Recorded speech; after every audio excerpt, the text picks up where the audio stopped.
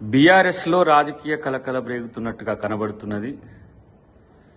కవిత గారు రాసినట్టుగా ప్రచారం జరుగుతున్న లేఖ వాళ్ళ పార్టీ అంతర్గత అంశం అయినప్పటికీ కూడా అది కాంగ్రెస్ పార్టీ ఏదో చేసింది అని చెప్పినట్టుగా బీఆర్ఎస్ మిత్రులు మాట్లాడడం అనేది హాస్యాస్పదం.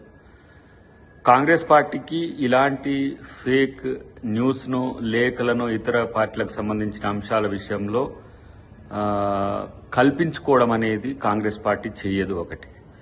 రెండవది, వారు ప్రస్తావిస్తున్నట్టుగా ప్రచారం అవుతున్న అంశాలన్నీ సోషల్ మీడియాలో కానీ, మెయిన్ స్ట్రీమ్ మీడియాలో కానీ ఈరోజు అది పెద్ద బ్రేకింగ్ ఇష్యూ అయింది. ఆ అంశాల్లో వారు గతంలో చేసిన వివిధ వేదికల మీద చేసిన ప్రకటనలకు ప్రతిరూపంగానే మనకు కనబడుతున్నది.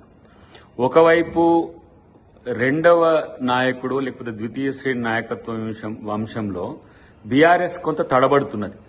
కొడుకున అల్లున్న అనే దాని దగ్గరనే తడబడుతున్న క్రమంలో తన అస్తిత్వం అనేది, రాజకీయ అస్తిత్వం అనేది ప్రశ్నార్థకం అవ్వడమా, లేకపోతే ప్రత్యామ్నాయ ఏర్పాట్లు కవిత గారు చూసుకోవడమా అనే దిశగా చర్చలు జరుగుతున్నాయి ఈ మధ్య కాలంలో. సో వరంగల్ సభ దానికి వేదికగా కావడం అనేది ఇప్పుడు వాళ్ళ మధ్యన చిచ్చు రేగుతున్నట్టుగా కనబడుతున్నది.